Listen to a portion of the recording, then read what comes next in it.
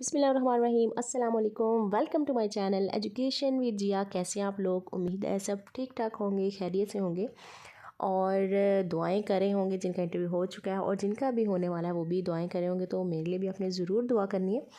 और आज जो मैं आपके साथ second real connected interview share करने जा रही हूँ और इसमें जो तमाम क्वेश्चन हैं वो मैं आपको उनके आंसर भी दूंगी, तो आपने पेशेंस के साथ जो है ये वीडियो सुननी है और इनके आंसर सुनने, क्योंकि ये बहुत ज़्यादा इंपॉर्टेंट क्वेश्चन है और रिपीटेड क्वेश्चन है। ठीक है, सबसे पहले ये जिसका भी इंटरव्यू है उन्होंने कहा जी इंट्रोड्यूस योर सेल्फ, तो मैक्सिमम टाइम जो है वो आपसे इंट्रोडक्शन ले लिया जाता है। तो आपका जो इंट्रोडक्शन है वो बहुत ही परफेक्ट होना चाहिए, बहुत ही कंपोज फॉर्म में होना चाहिए, क्योंकि ये आपके हाथ में होता है। तो आपने इंट्रोडक्शन जो है वो बहुत ही ज़बरदस्त सा तैयार करना है। उसके बाद जी एजुकेशन डिफ़ाइन करने का बोला गया। अब एजुकेशन को जो है आप चाहे किसी के रेफरेंस से डिफ़ाइन कर सकते हैं, लाइक प्लेटो की दे सकते हैं, अरिस्टोटल की दे सकते हैं, या सिंपल ऑक्सफोर्ड डिक्शनरी की दे सकते हैं। ठीक है, तो यहाँ पे जो है ना एजुकेशन को अगर आपने सिंपली डिफ़ाइन करना है तो ये एजुकेशन क्या होता है? Acquire knowledge. ठीक है, एक्वायरमेंट ऑफ या acquire education of word use कर सकते हैं। Education of knowledge, habit and skill in a specific setting या फॉर्मल सेटिंग आप कह सकते हैं। ठीक है, इसके अलावा और भी काफ़ी सारे अगर आप डेफिनेशन देनी चाहें उसकी, education is to feel pain and pleasure at the right moment, ये है प्लेटो की। उसके अलावा अगर अरिस्टोटल की देनी हो तो एजुकेशन है जी is the creation of sound mind in a sound body. तो खैर ये 2-3 डेफिनेशन आप किसी की भी दे सकते हैं जो आपको आसान लगे। उसके बाद जी उन्होंने क्वेश्चन किया कि जॉन डेवी ने जो है वो एजुकेशन को कैसे डिफ़ाइन किया।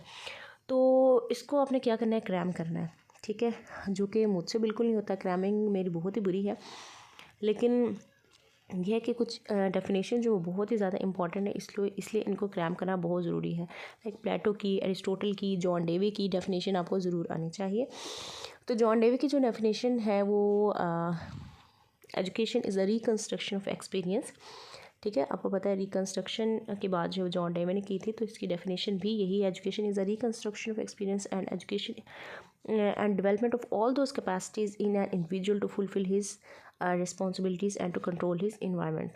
ठीक है, तो ये जॉन डेवी की डेफिनेशन है। ये मैंने ज़ुबानी बोली है, मुझे नहीं पता मैंने गलत तो नहीं बोल दिया, लेकिन अपनी तरफ से मैंने ये ठीक ही बोली है। ठीक है, दोबारा बोल देती हूँ। Education is the reconstruction of experience and the development of all those capacities in an individual to fulfill his responsibilities and control his environment। अच्छा, उसके बाद पूछा गया जी what do you know about Ibn Khaldun. तो Ibn खुल्दून जो है वो एक मुस्लिम फ़िलासफ़र थे। ठीक है, और फेमस हिस्टोरियन भी थे, और इनका लाइफ स्पैन जो वो 1332 से 1406 है, और बाय प्रोफेशन जो ये जज थे।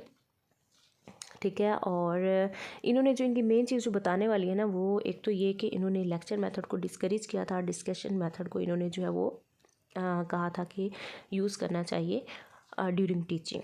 ठीक हो गया। उसके अलावा इन्होंने 2 टाइप ऑफ अलूम दिए थे, अलूम नकली और अलूम अकली। अलूम नकली में वो तमाम नॉलेज है जो कि अथेंटिक है, लाइक कुरान पाक, हदीस, तफसीर वगैरह, और अलूम अकली में जो है यानी कि हम अपने अक्ल को इस्तेमाल करके, जिसको हम रेशनल थॉट्स या रेशनल नॉलेज कहते हैं, लाइक हमारी ये जी सब्जेक्ट का जो भी नॉलेज है, English, Urdu, physics, chemistry, bio, ये सारे जो है वो अलूम अकली हैं। ठीक हो गया। उसके अलावा जी हाँ आई थिंक सो इतना ही एनफ होगा बताने के लिए इब्न खुल्दून।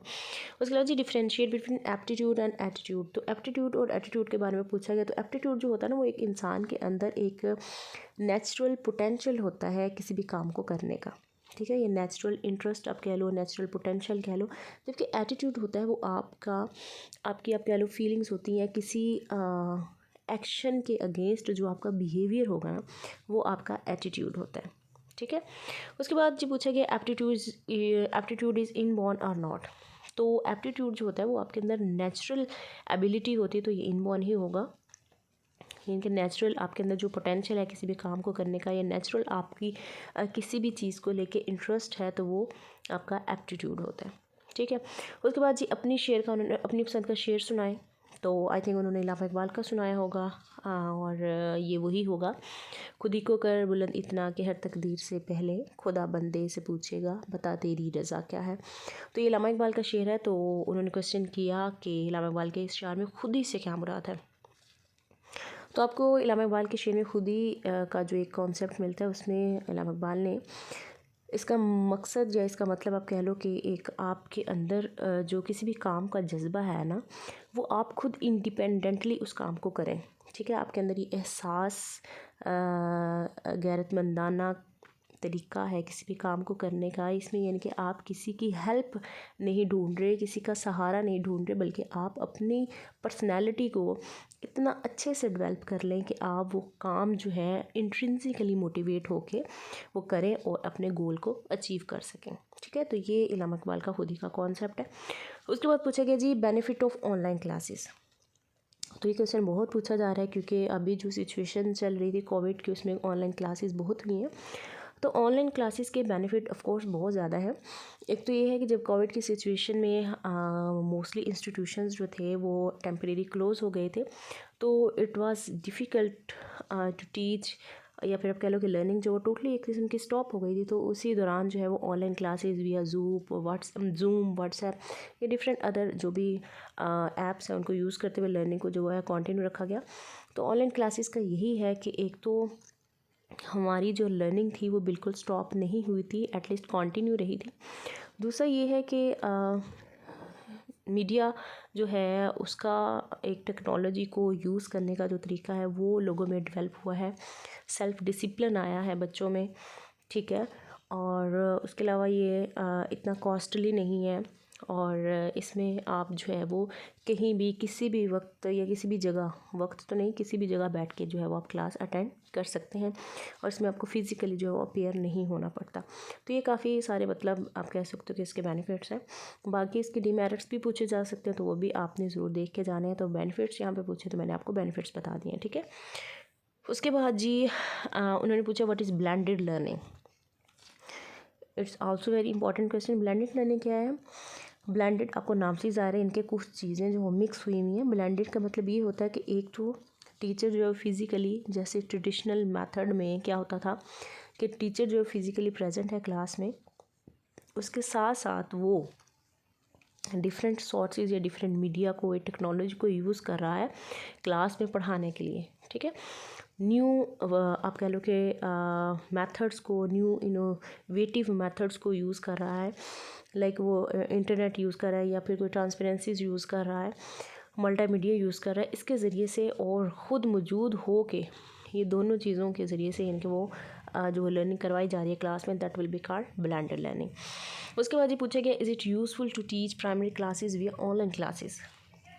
तो चेयरमैन साहब थे आई थिंक सो, उन्होंने पूछा कि क्या प्राइमरी क्लासेस को, लोअर क्लासेस को ऑनलाइन वे से पढ़ा सकते हैं। तो मुझे नहीं पता उन्होंने क्या आंसर दिया, लेकिन ये सारे आंसर वैसे मैं ही दे रही हूँ, जो भी दे रही हूँ खुद से। और प्राइमरी क्लासेस को मेरे ख्याल में ऑनलाइन जो है वो पढ़ाना इजी नहीं है, और ये कोई इतना बेनिफिशियल भी नहीं है, क्योंकि छोटी क्लासेस में जो बच्चे होते हैं वो उनकी जो अटेंशन होती है वो बहुत ही मुश्किल होता है गेन करना।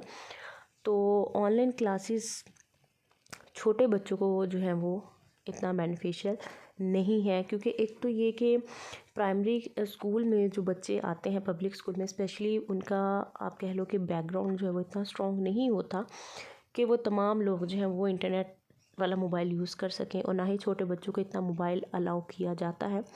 तो पेरेंट्स जो है वो बाउंड होते हैं छोटे बच्चों के साथ कि क्लास की टाइमिंग होने वाली है तो क्लास लेनी है। तो बच्चे जो हैं लोअर क्लासेस में इतना अटेंटिवली जो है वो क्लास को ज्वाइन नहीं कर पाते, और ना ही उन्हें चीज़ें जो हैं ऑनलाइन इतनी अच्छे से समझ आती हैं जितना कि फ़िज़िकली प्रेजेंट होके।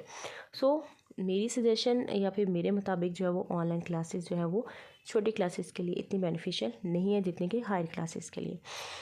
उसके बाद जी chairman asked me to write a line on board. तो ये जो भी थी या थे इनसे जो है वो डेमो नहीं लिया गया था, बल्कि चेयरमैन ने एक लाइन बोल दी थी और उन्होंने बोला था कि ये आपने बोर्ड पे लिखनी है।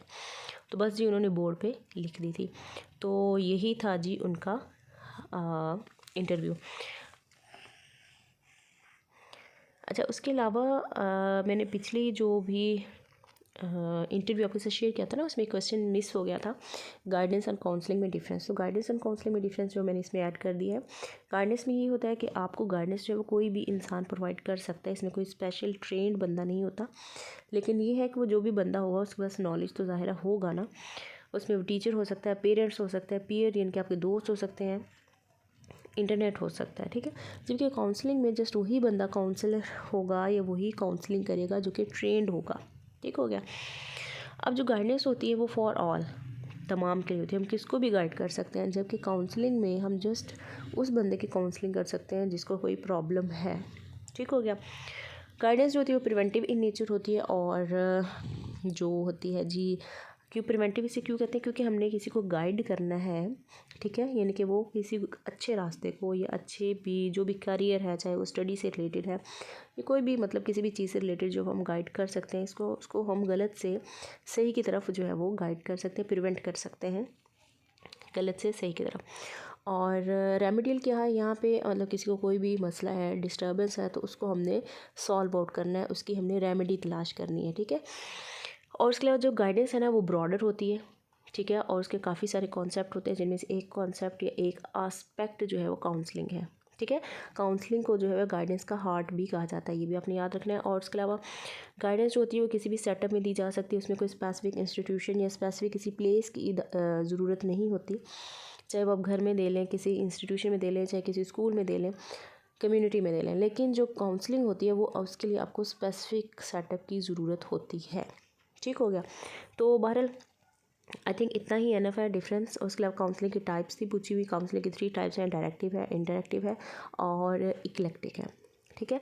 डायरेक्टिव जो है आई थिंक सो विलियमसन ने दी है, और इनडायरेक्टिव जो है वो जी दी है कॉल रॉजर ने, और जो थर्ड वन है ना इक्लेक्टिक वो दी है बॉर्डिन ने, ठीक हो गया। तो आई think so it's enough in दोनों में डिफरेंस और इसकी टाइप्स। बाकी जो इंटरव्यू था वो भी मैंने आपके साथ शेयर कर दिया। इंशाल्लाह जल्द ही मैं आपके साथ जो है वो थर्ड इंटरव्यू भी, रियल कंडक्ट इंटरव्यू भी आपके साथ शेयर करूँगी। तो कोई भी चीज़ जो आप खुद से ऐड करना चाहें इन क्वेश्चन के आंसर में तो आप कमेंट सेक्शन में बता सकते हैं। वीडियो कैसी लगी वो भी आपने ज़रूर बतानी है। पसंद आए तो लाइक भी किया करें, और चैनल को सब्सक्राइब नहीं किया तो चैनल को सब्सक्राइब कर दें, और अपने फ्रेंड्स के साथ भी शेयर करना मत भूलें। दुआ में याद रखिएगा। इसके साथ मैं आपको कहूँगी अल्लाह हाफिज़।